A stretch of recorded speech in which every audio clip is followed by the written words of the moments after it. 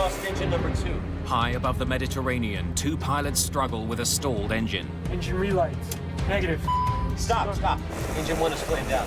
45 miles from land, the pilots make a difficult decision. Prepare to ditch. Oh my God, be merciful. Passengers are forced to make life or death decisions on their own. Do not inflate your vest!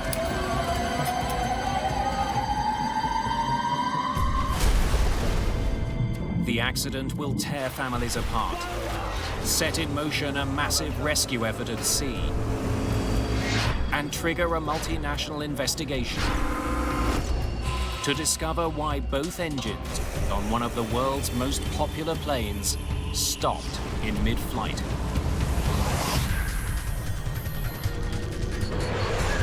Mayday.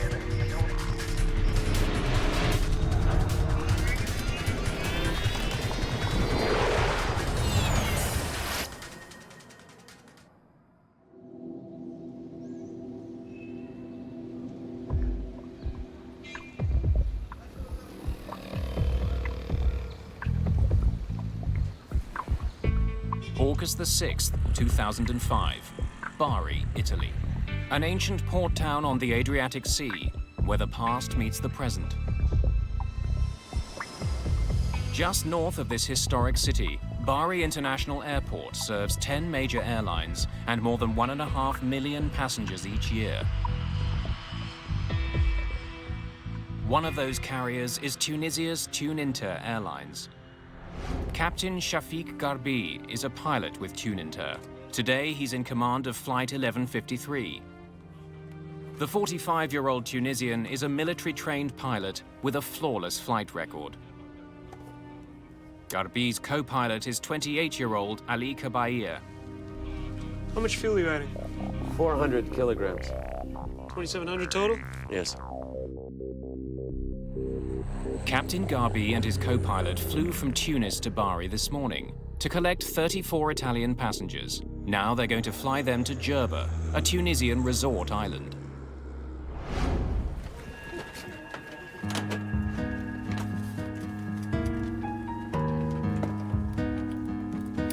Among the passengers is 31-year-old police officer Luca Squicciarini.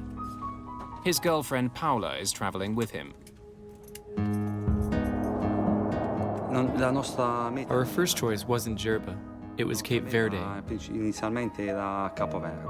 The thing with Cape Verde is that it was a period of terrorist activities. The flight would have left from either Rome or Milan.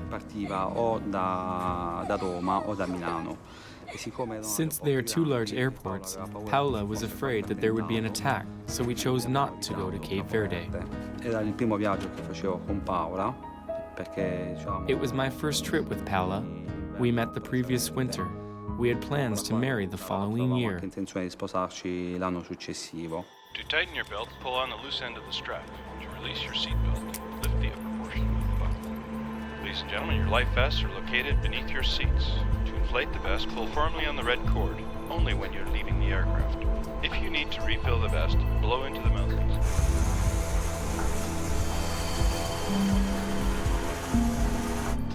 Yes, LBB, flight 1153. Permission for takeoff granted. Roger that. Clear for takeoff. Final prep for departure. The crew is flying a French-made ATR-72. The small turboprop is perfect for short flights. It doesn't need a lot of maintenance or guzzle a lot of fuel. Just after 2:30 in the afternoon, the plane takes off. 49 minutes after takeoff, Flight 1153 is 400 miles away from its destination, Djerba.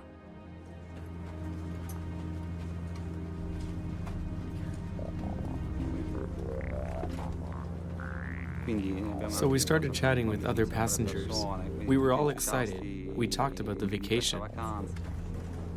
Like Luca and Paola, Barbara Baldacci is on her way to Djerba for a vacation with her fiancé, Francesco.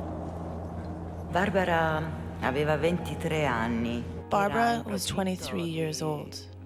She was on the verge of realizing her lifelong dream of graduating in biology.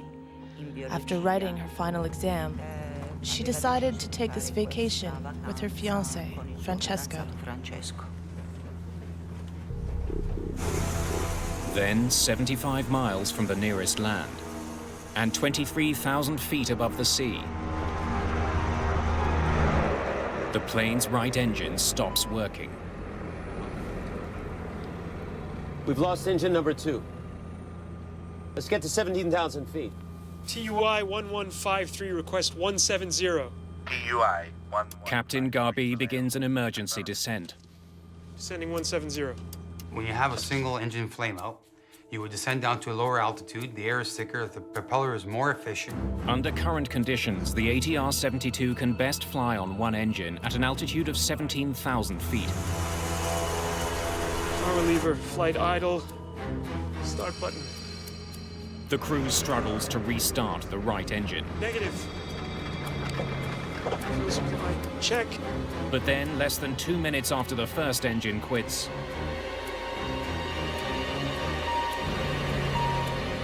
Stop! Stop. Engine number 1 is flamed out. both of the plane's engines have stopped. Si è spento inizialmente il motore destro. The engine shut off. Inizialmente pensavamo fosse addirittura un Our first attentato, thought was of a terrorist attack, since there were so many at the time. We tried to figure out what was happening, so we looked towards the cockpit to see if someone was trying to sabotage the plane. Se qualcuno voleva sabotare l'aereo. The plane is now falling to the sea at 800 feet per minute. Mayday, Mayday, Mayday. TUI 1153. We have lost both engines. Request immediate landing at Palermo. The crew still hopes to reach an airport, but they have 70 miles of ocean to cross before they're over land. Crews are trained for almost anything. There's a checklist for them to follow to solve most problems, including what to do when both engines die. Both engines flame out checklist. Fuel supply, check. The pilots don't know why their engines have stopped. The only clue they're getting is a low fuel feed warning. A low pressure warning light tells the pilot that there's low fuel pressure going to the engine. Now that could be a mechanical problem, or that could be a contamination problem. The crew follows the steps laid out by the manufacturer to relight their dead engines. Fuel supply, check. Power lever, flight idle. Start button. Engine relight. Negative. Get Shokri. The captain asks the cabin crew to bring the onboard engineer, Shokri Haboui, to the cockpit. Palermo approach. This is TUI 1153. We have lost both engines. Request immediate landing. The closest airport is in Palermo, on the Italian island of Sicily. TUI 1153, Palermo. Affirmative, you are clear for landing. Palermo approach. What is our distance to the airport? Your distance to Palermo is now 48 nautical miles. An ATR-72 will fall from the sky at a predictable rate. 1 foot down for every 16 feet forward. 48 nautical miles is further than the plane can glide. I don't think we're gonna make it.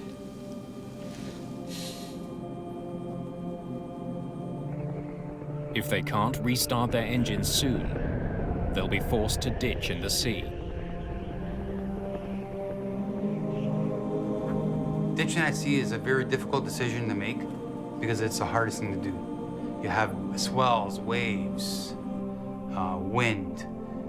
Is anybody going to see you? How long can the plane float for? Landing a passenger plane on water is extremely dangerous. In 1996, an Ethiopian Airlines pilot was forced to bring his 767 down on the Indian Ocean. The ditching was recorded by a tourist on a nearby beach. 50 people survived, but 125 people died. The crew of this small plane doesn't usually include an engineer. When there is one on board, he usually travels in the cabin. I remember this person looked at the stewardess and shook his head as if saying no after the second engine had shut off. Per cui allo spegnimento di tutti e due i motori.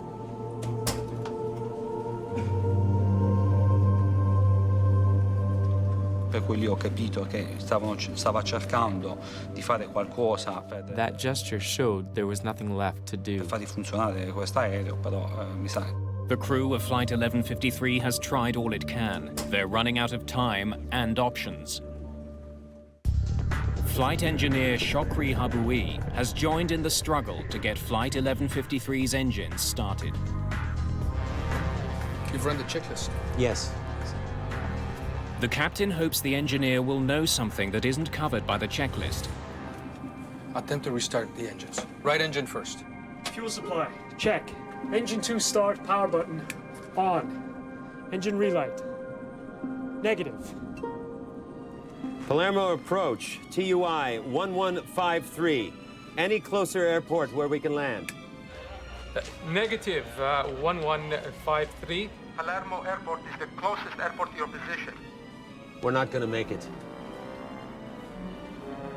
Prepare to ditch. Oh my God, be merciful. A me non hanno detto nulla. Io mi sono accorto che qualcosa non andava. No one said anything. I noticed something wasn't right because the two engines shut off. More than once, I tried to get the stewardess's attention, asking what I should do. If I had to put on the life jacket, if I had to stand, if I should take off my shoes. I got no answer. She was in shock and started to cry. Era sotto shock e ha pianto. The senior flight attendant does give the passengers direction. The captain has decided to land the plane at sea. I'll let you imagine the panic on board. People were screaming and crying. Please stay calm and follow your crew's instructions. There were people in the front seats that had a baby girl. She had been playing and was so excited. To now see the panic in her mother's face made me feel so sad. TUI 1153. What is your fuel load? Cockpit fuel quantity 1,800 kilograms. Captain Garbi's fuel gauge shows that he has plenty of fuel. But for some reason, neither engine will restart. Just 10 minutes after the trouble began, the plane is 7,000 feet above the ocean and falling. Outside, it's completely silent. But in the cabin, there's panic. Please remain in your seats with your seatbelts fastened. My first instinct was to undo my seatbelt to prevent getting trapped when we hit the water. I didn't want to be trapped in my seat and go down in a horrible way. Secondly, I put on my life jacket and quickly blew it up. I did this to soften the blow of the impact. Il giubbino di salvataggio e l'ho gonfiato subito. Do not inflate your vests until you left the plane. A plane ditching at sea will more than likely fill with water. That's why safety procedures call for passengers to only inflate their life vests once they've cleared the plane. Otherwise, they could become trapped inside the flooded fuselage and drown. In the Ethiopian Airlines crash, many passengers ignored this advice and drowned after surviving the initial impact. Negative. The dead engines aren't the only problem confronting the crew. Engine 2 start, power. Many of their instruments get their power from the engines. Without the engines, some vital gauges are dead. On a two-engine flameout, you go on your standby instruments, which is you have an attitude indicator, you have an altimeter. Fuel supply, check. The crew continues to try to restart their engines, but it's become clear that they've run out of time. They're not doing anything. Confirm distance, please. Your distance is now 20 miles. Boats. I see boats. Choosing to ditch near a ship or a vessel is not written in any checklist. It's just good airmanship because the rescue can start immediately and it increases your chances of survival. Palermo approach. It's TUI 1153. We can't make it to the airport. We see two boats on the left side. We're going there. If you can, please call.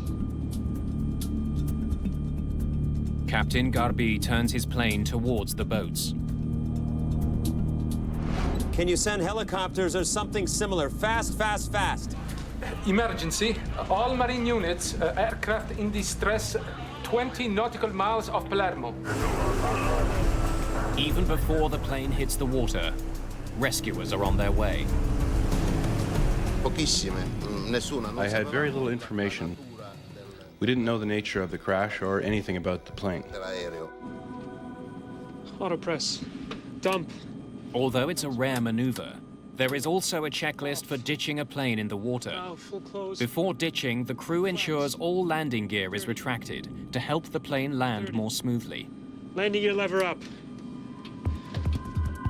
When pilots ditch, they want their airplane as streamlined as possible so that it glides across the water when it hits. Pilots must not only monitor the systems on the plane, they also have to assess conditions at sea. They don't want to hit a wave head-on. If you hit perpendicular to the waves or swells with the aircraft, it's like hitting concrete. The plane will break up. Passengers can see what's coming. I was hanging on tight to the seat in front of me, and through the window, I could see the impact was imminent. The crew is 700 feet above the sea. You're with me, Ellie, huh? Careful. Chakri, ready? Ready. Here we go. There is no other God but Allah, Muhammad is his messenger. In the name of God, merciful, merciful.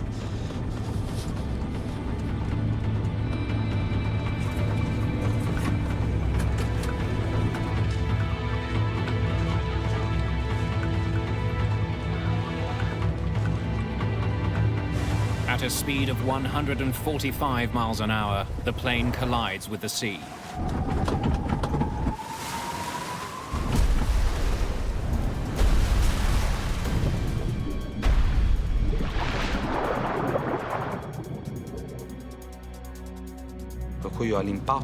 I lost consciousness.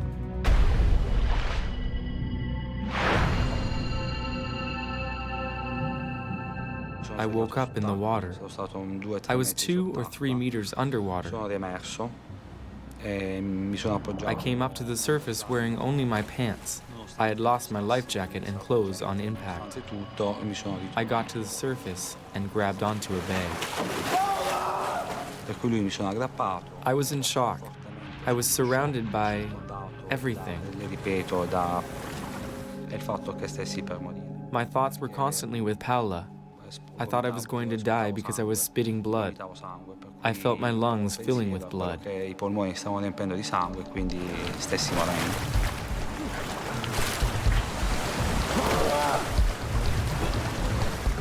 Captain Garbi survives, but has been seriously injured. Co-pilot Ali Kabair has also survived, but flight engineer Chokri Haboui is killed.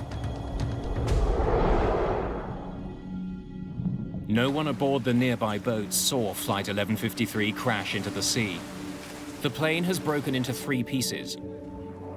The tail section and much of the fuselage sink to the bottom of the sea. But the largest section, containing the 2 wings, stays afloat. It becomes a makeshift life raft for survivors. But not all of the passengers have survived. Many haven't made it out of the plane and to the surface.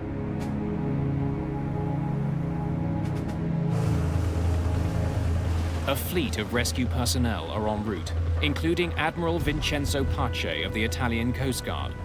Rescuers must travel 26 miles through heavy seas to get to the crash site. The sky was very visible, but the water was agitated. This caused some problems to the recovery mission. Helicopter pilot Stefano Borrigana is one of the first to arrive at the scene. The approach control asked us if we were aware of ditched aircraft out of the coast of Palermo, and if we were able to help them to locate the airplane.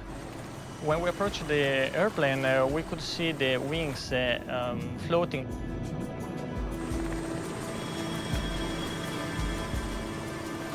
There were several people in the water around the aircraft, all floating, and everybody with their jacket inflated. Burigana spots Luca Squicciarini floating, away from the main wreckage. There was one man without his jacket, and he was the farthest from the airplane. I decided to go over him and throw one of our life jacket to him.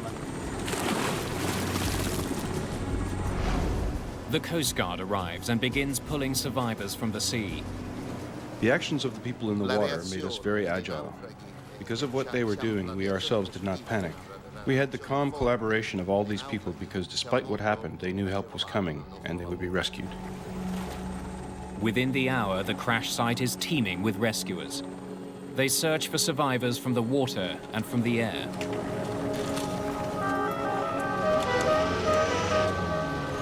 "23 people are pulled from the Mediterranean Sea.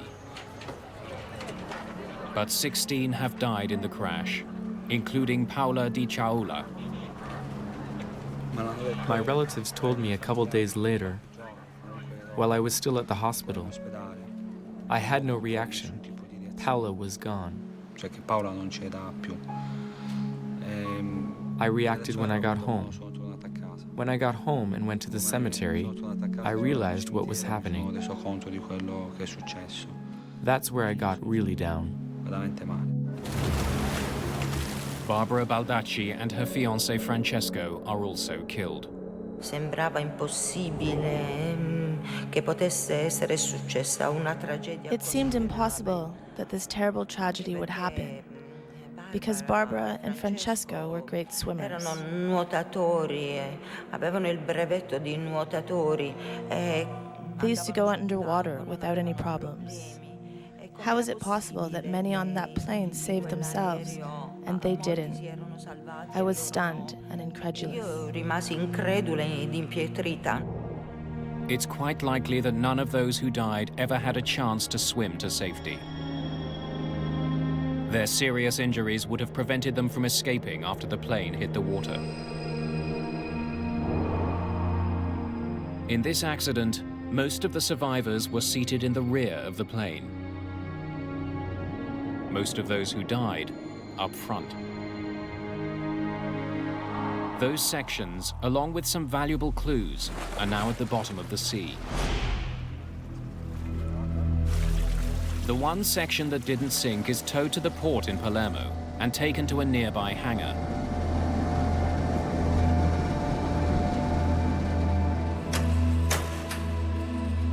A team of agents from Italy's National Flight Safety Agency, the ANSV, begin looking for leads.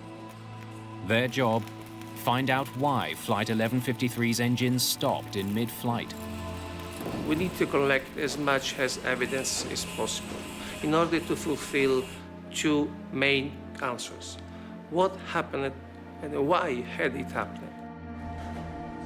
They are led by Chief ANSV investigator Vincenzo Panetta. I arrived in Palermo the day after the accident, on the 7th, very early in the morning. Per piacere, permesso. A flight test engineer by training, Panetta has led several air crash investigations. The engines and central fuselage of Tuninter Flight 1153 have been recovered. The rest of the plane lies somewhere off the Sicilian coast.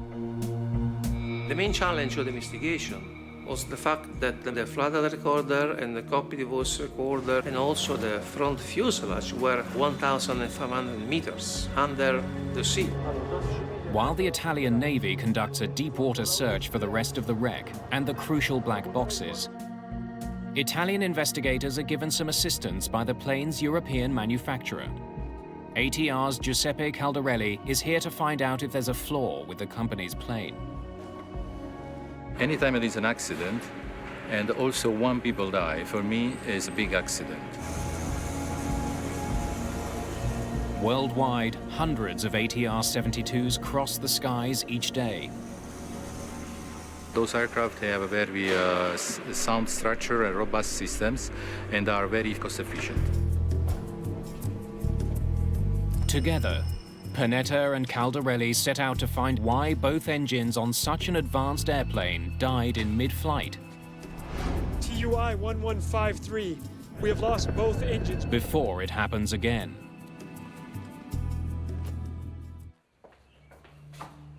Captain Garvey, how are you? I'm getting better, thank you.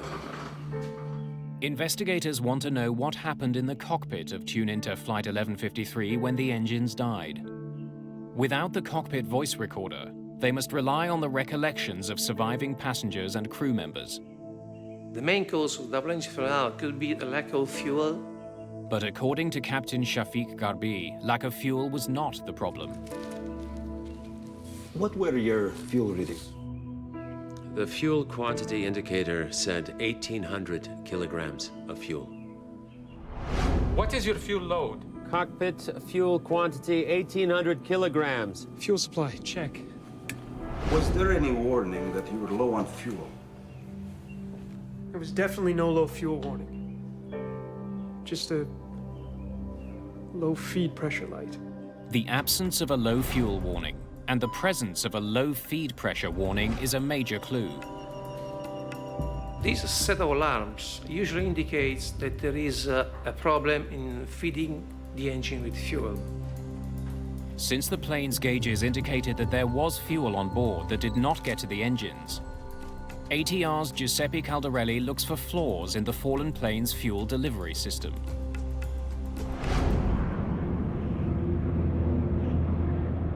Four years earlier, an Airbus operated by Air Transat developed a leak in the fuel line that feeds the plane's right engine. Over time, the plane leaked all of its fuel and both engines failed.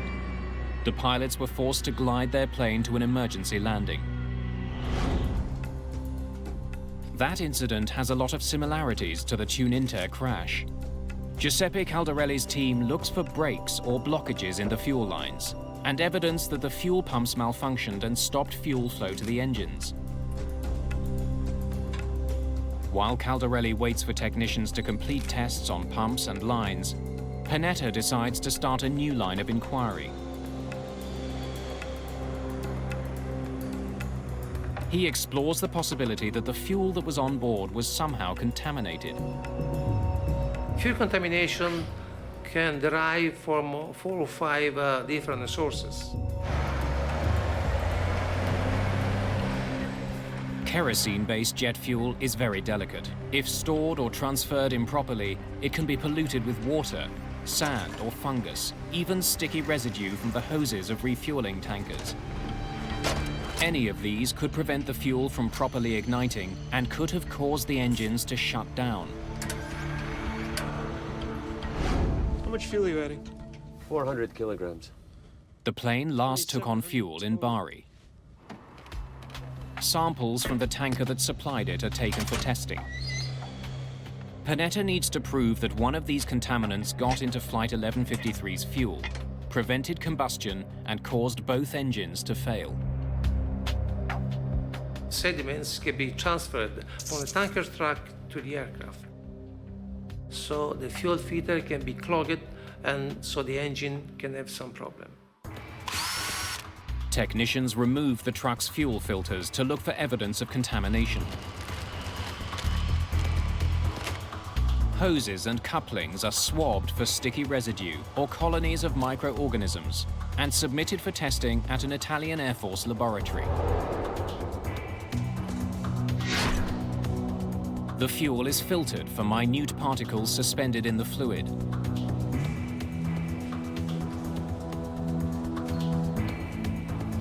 And carefully examined for impurities.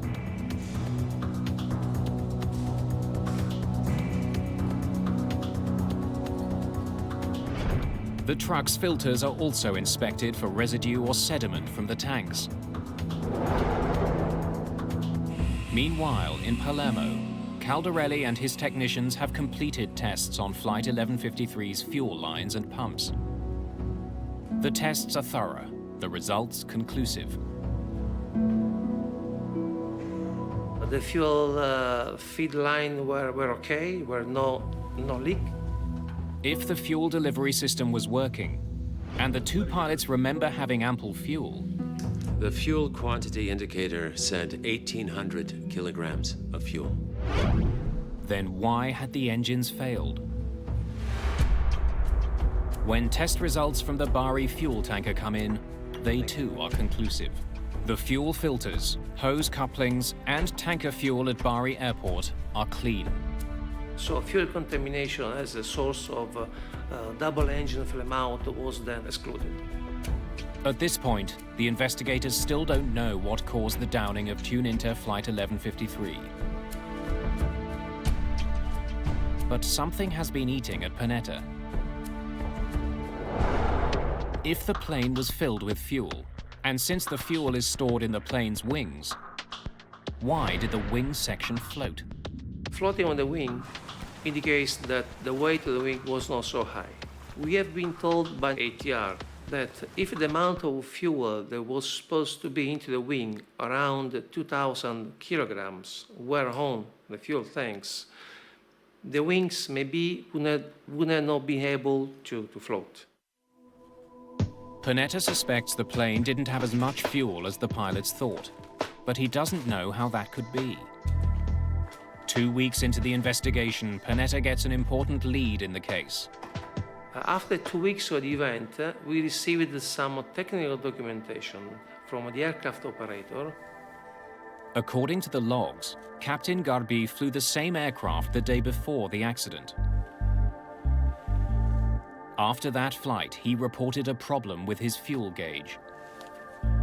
When he left the aircraft the day before, he reported that the right display float indicator was out of service, so it needed to be replaced. The fuel quantity indicator, or FQI, is a gas gauge that tells pilots how much fuel is left on board. The lights on the FQI were malfunctioning, and Captain Garbi made a note of this in the maintenance log. We were able to see that the fuel quantity indicator was changed the day before the event. The maintenance log raises the possibility that the FQI that the mechanic installed was not the right one for the plane. It doesn't seem to have the right model number. Tuninter flies two models of ATR aircraft, the ATR-42 and the larger ATR-72.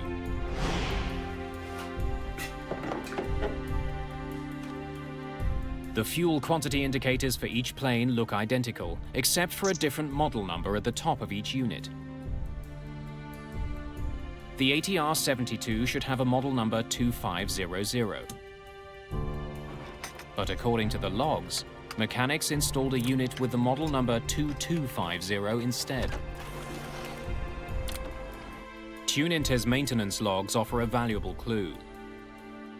But for Panetta, there's no definitive proof that the wrong fuel quantity indicator was installed on the plane. It could have been a mismatch in that aircraft documentation, so we need to prove that.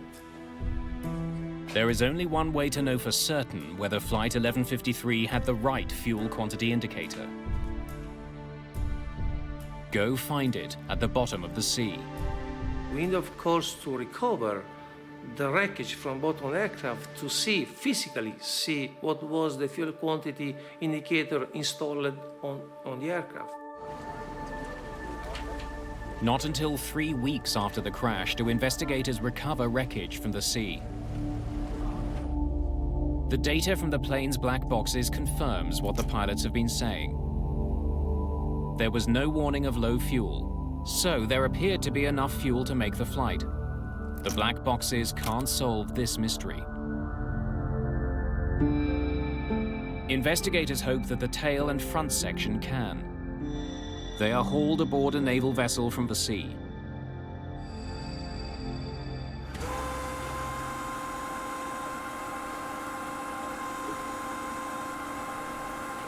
The moment the cockpit is hauled in, Panetta is there. There's only one thing he wants to see inside.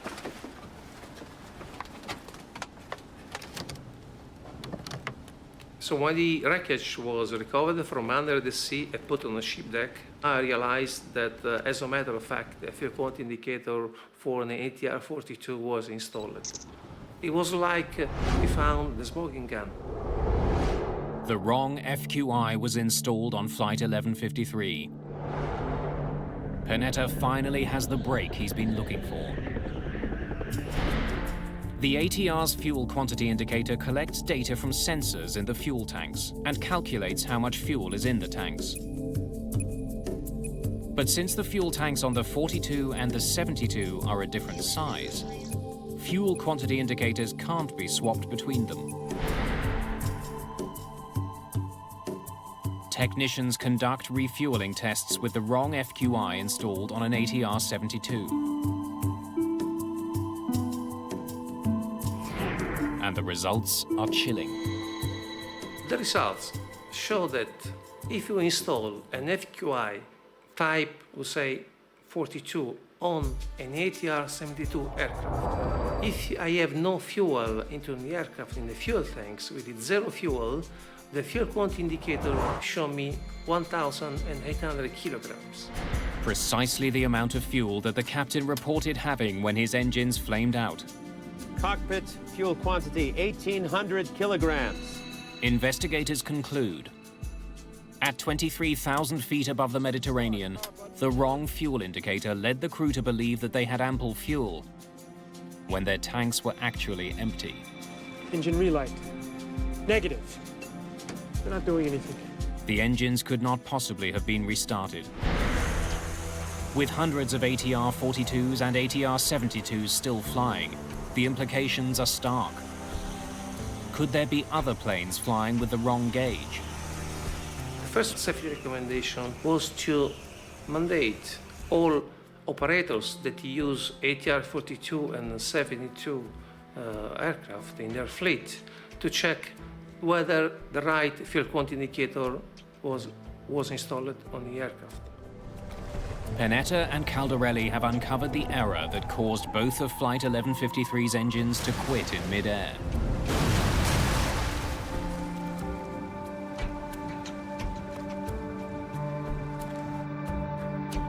But the case isn't closed. Standard flight procedures should have uncovered the error before takeoff and prevented the disaster.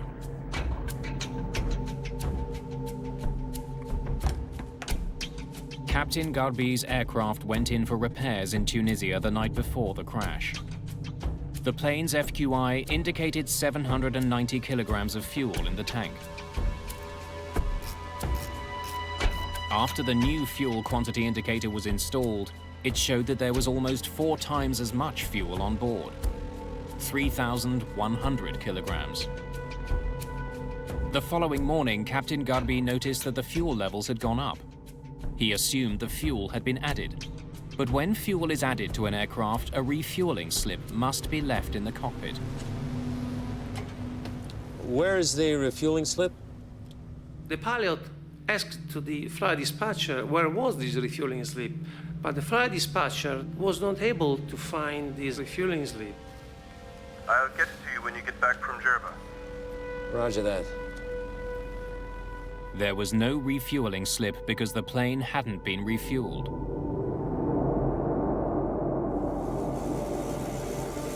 In spite of regulations, the captain left without that vital piece of paper. There are some standard regulations requiring the pilot to take off only when he is sure about the quantity of fuel. With the wrong fuel indicator on board and less fuel than he believed, Captain Garbi makes it to Bari, Italy, and tops up his plane for the next leg of the trip to Djerba.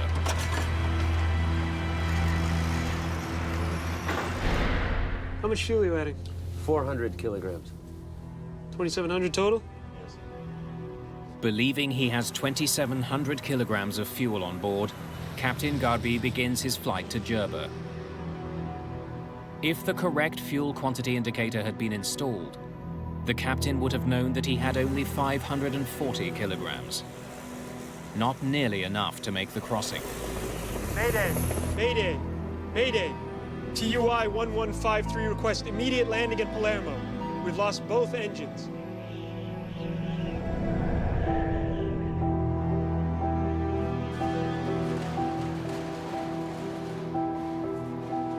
Panetta's investigation comes to a close. He draws up his final report. His colleague, Giuseppe Caldarelli, voices a bold view. Even Even with no fuel and dead engines, Flight 1153 could have made it to land. The aircraft was in a position that allowed to reach Palermo.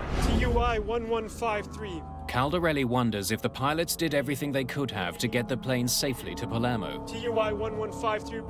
Investigators get some unexpected answers by having seasoned pilots fly the exact same flight with the exact same problems.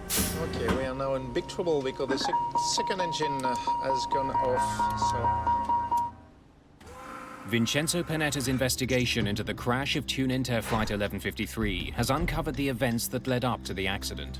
Now he and Giuseppe Caldarelli need to resolve one question. Did mistakes made by the pilots cost people their lives? We're not going to make it. Prepare to ditch. Caldarelli and his team study the plane's specifications and draw a surprising conclusion. Flight 1153 could have been able to glide to Palermo. According to manufacturer data, an ATR is able to glide 3 miles for every 1,000 feet of descent.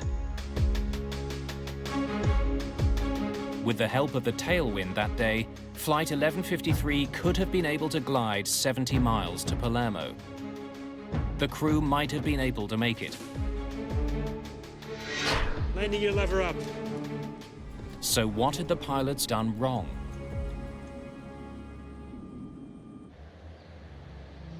To answer that question, Panetta and Caldarelli recreate Flight 1153 in the flight simulator at the ATR facility in France.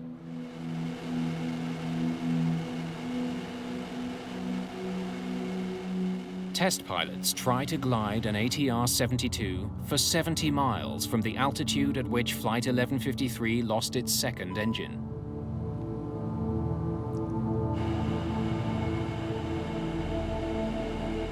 The simulation was requested to see the range of the aircraft starting from the second engine out. Double engine flameout, you have to be very aware of the configuration of the aircraft in order to keep as much as possible the altitude and distance to fly before the crash.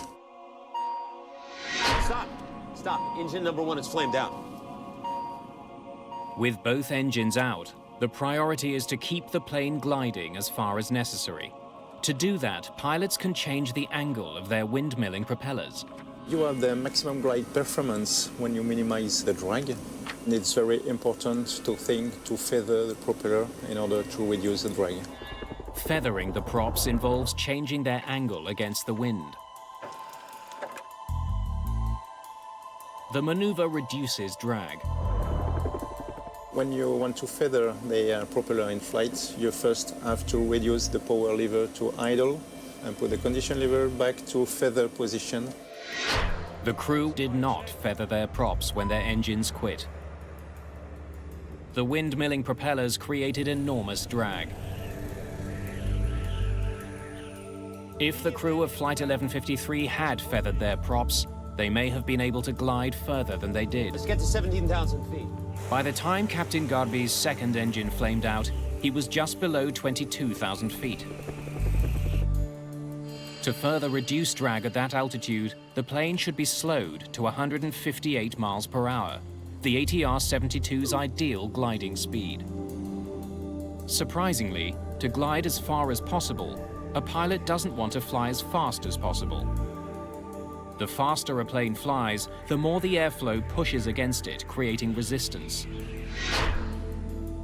Every plane has an optimal speed to achieve the furthest glide.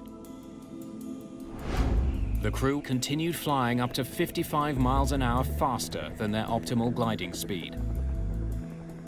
That added to the drag on the plane and reduced the distance they could glide. By feathering his props and reducing his speed, a simulator pilot in France was able to get the plane as far as Palermo. You with me, Ellie? Huh? Careful. Flight 1153 hit the water 26 miles from shore, well short of what the plane was capable of achieving.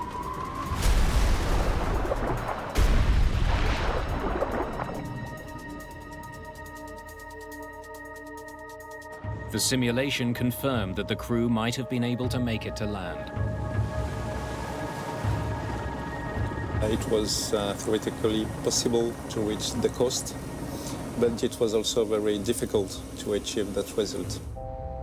Simulator pilots had one big advantage over the crew of Flight 1153. They weren't in a life or death situation, and they knew they had to glide instead.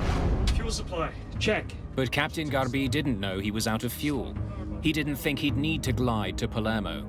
Garbi focused on restarting the engines instead. Feathering the props isn't part of that procedure. If the captain had known he was out of fuel, he might have acted to maximize glide instead. Once he realized that his engines wouldn't start, his focus was on trying to find a place to ditch the plane. Captain Garbi also had to contend with a lack of instruments, as well as radio interruptions. TUI 1153. What is your fuel load? Cockpit fuel quantity, 1,800 kilograms. Most importantly, Captain Garbi had the lives of his 34 passengers to consider. Of course, it's much easier to cope with that kind of situation on the simulator, because if you do wrong, if you crash the aircraft, you have the magic button, right, reset, everything is okay again. And that's very different in the real life with passengers behind and when it's your life. Your distance is now 20 miles. We're not going to make it. The simulation highlights the importance of proper training to deal with unlikely situations, such as a twin-engine flameout. In aviation, it's a very rare event. Vincenzo Panetta's report urges airlines to train their pilots how to ditch without engine power. Better pilot training is just one of 17 safety recommendations in the accident report. Perhaps the most important, that ATR redesigned the fuel quantity indicator. In order to prevent a fuel quantity indicator type 42 on a 72 aircraft and vice versa. To prevent mechanics from installing the incorrect part, Panetta believes that the only answer is to design the FQIs so that they only fit on the plane they're meant for. 9 men faced charges of criminal negligence for the downing of Flight 1153, including the Tuninter mechanic who installed the wrong FQI, and Captain Garbi.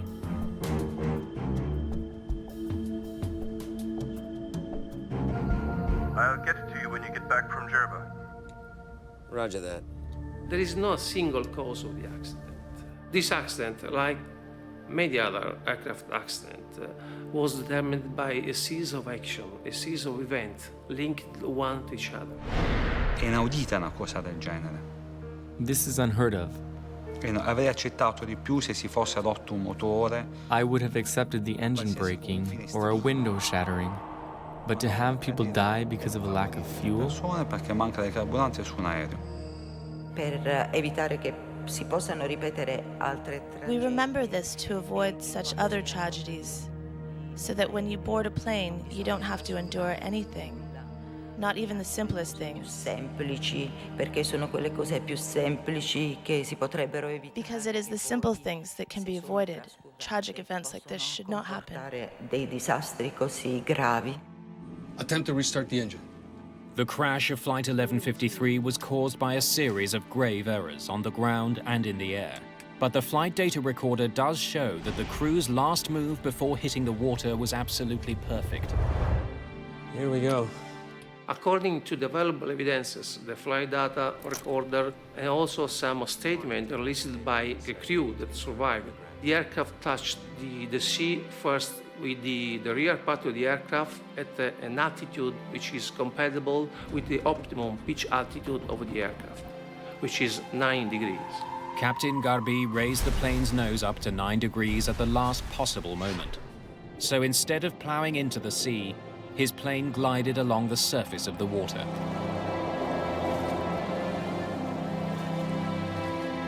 The maneuver likely saved lives by allowing more passengers to escape the ruined aircraft. His flying may have prevented this accident from becoming an even greater tragedy.